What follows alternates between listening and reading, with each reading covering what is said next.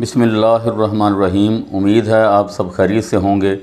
और ये सवालात का सिलसिला शुरू है, लेकिन इसमें बहुत से दोस्तों के सवाल और भी हैं इससे हट के, तो वो भी आज डिस्कस कर लेते हैं। तो कुछ साथियों ने ये भी पूछा है कि आपने सवाल इतने इतने लंबे बनाए हुए हैं, ये वीडियोस बनाई हुई हैं, तो इसको शार्ट कैसे करेंगे, शार्ट्स में बताएं। तो इसमें थोड़ा सा मैं आपको बता दूं कि जो अब सेशन चल रहा है, जो मैंने अब ये रिसेंटली 5-7 दिन से वीडियोस बनाई हुई हैं, तो इसमें ये शार्ट्स के बारे में ही बताया गया कि शार्ट सवाल किस तरह आएंगे और किस तरीके से आपने हल करने हैं। देखें, आपकी जो टेक्स्ट बुक है ना, ये बेस्ट किताब है, बहुत अच्छी किताब है। तो आपको चाहिए कि उसमें से आप पढ़ें। उसमें किसी सवाल का कहीं पे जिक्र नहीं है, पूरे का पूरा चैप्टर है, बाब है और रूटीन के मुताबिक लिखा हुआ है। आपने अपनी सेंस इस्तेमाल करनी है, अपनी अक्ल इस्तेमाल करनी है, जिसकी वजह से आप उसमें से शार्ट सवाल निकाल सकते हैं। आपको तवज्जो इस बात पे देना पड़ेगी कि आपका सवाल क्या है, यानी एग्ज़ामिनर ने क्या पूछा है आपसे।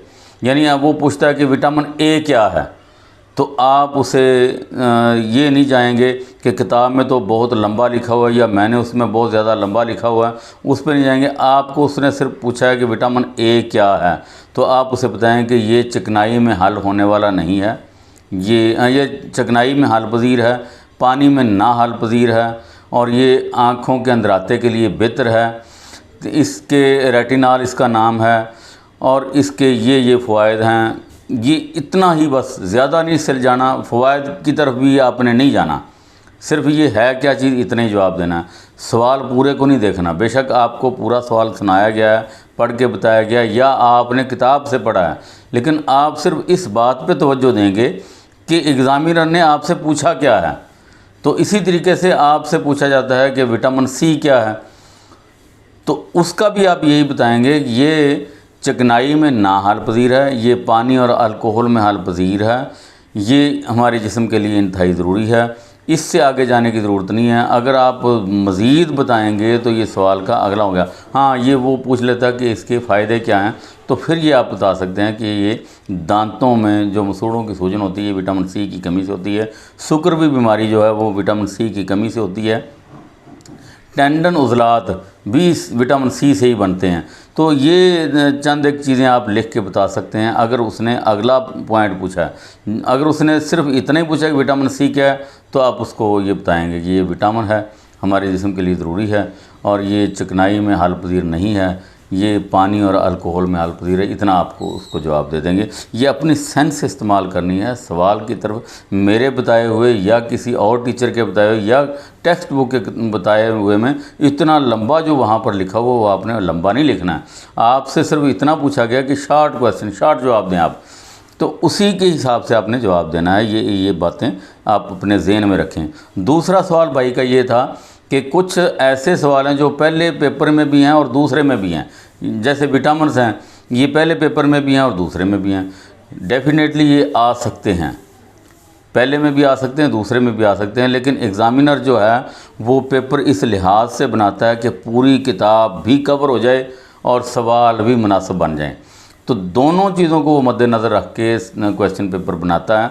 तो उसमें तकरीबन आप देख लें कि एक पेपर में 60 सवाल होते हैं, 50 MCQ है, वो भी तकरीबन 60 सवाल ही हैं, और जो 10 सवाल साथ में दिए गए हैं इंशाइया के, वो भी 60 ही हैं। तो एक पेपर में तकरीबन ये 60 सवाल हो गए, दूसरे में 60 दूसरे में हो गए, और 60 सवाल ही आप ये देख लें कि प्रैक्टिकल में भी हो सकते हैं। तो ये तकरीबन 200 के लगभग सवाल हैं, और 200 सवाल पूरी किताब से ही निकाले जा सकते हैं, और हर चैप्टर इसमें जम हो सकता है। तो ये देख लें कि एग्ज़ामिनर अपनी मर्ज़ी से पेपर बनाएगा। आप अगर अपनी किताब से पूरी तैयारी कर लेंगे तो इंशाल्लाह हर सवाल का आप जवाब आसानी से दे सकेंगे। आप इस बात की टेंशन ना लें कि ये पहले पेपर में भी वही सवाल आ गया, दूसरे में भी वही आ सकता है। आने दो, आपका तो फ़ायदा है इसमें। अगर पहले में भी वही आता है, दूसरे में भी वही आता है, तो आपका इसमें फ़ायदा है। आप इसको पूरे का पूरा याद रखें। हर बाब से चंद सवाल वो निकालता है, फिर अगले बाब से निकालता है, फिर अगले बाब से निकालता है, लेकिन पूरी किताब से वो आपको तैयारी करनी पड़ेगी आपको। तो ये तरीक़ेकार अगर आप अपने ज़हन में बिठा लेंगे, एक तो आप ये ना समझे कि सवाल हमने लंबा पढ़ा है, अब यहाँ शॉर्ट कैसे बनाएं। ये अपने माइंड को सेट करें कि सवाल पूछने वाले ने क्या पूछा है और उसका हम उतना ही जवाब दें जो उसने पूछा। अगर आपने किताब पढ़ी होगी तो इंशाल्लाह आप उसका जवाब अच्छे तरीके से दे लेंगे। अगर आपने किताब ही नहीं पढ़ी, मेरी वीडियोज़ ही नहीं देखी, किसी नोट्स को पढ़ा ही नहीं है, सिर्फ ऊपर वालों की बातें सुन के आप ये कह रहे हैं कि ये शॉर्ट सवाल कैसे होते हैं, लंबे सवाल कैसे होते हैं, तो ये आप पेपर नहीं दे सकेंगे। आप वीडियोज़ को सुने, तसल्ली से सुने। अगर एक दफ़ा समझने, दूसरी दफ़ा सुने, दूसरी दफ़ा समझने, तीसरी दफ़ा सुने, बार बार सुनेंगे तो आपके जहन में ये बैठ जाएगा। कॉन्सेप्ट अपना क्लियर करें और उसके बाद आपको पेपर में जवाब देना आसान हो जाएगा। ये आपके लिए ज़रूरी है। आप वीडियोज़ को बार बार देखें, बार बार देखने से आपके ज़हन नशीन हो जाएंगे। और एक और भी तरीक़ेकार है, आपने वीडियो देख ली है, उसी के मुताबिक आप किताब में चले जाएं। वीडियोज़ के मुताबिक जो आपने सुना है उस किताब में जाएं। किताब में आपको उसकी तशरीह हो जाएगी, आपको पता चल जाएगा कि किताब में ये अल्फाज का मतलब वीडियो में ये बताया गया है, तो आपको उससे ज़्यादा समझ आ जाएगी।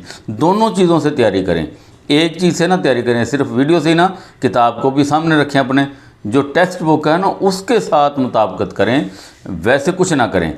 तो ये आपके लिए ज़रूरी है। वीडियो अगर आपको पसंद आई तो इसे लाइक ज़रूर कीजिएगा। वस्सलाम।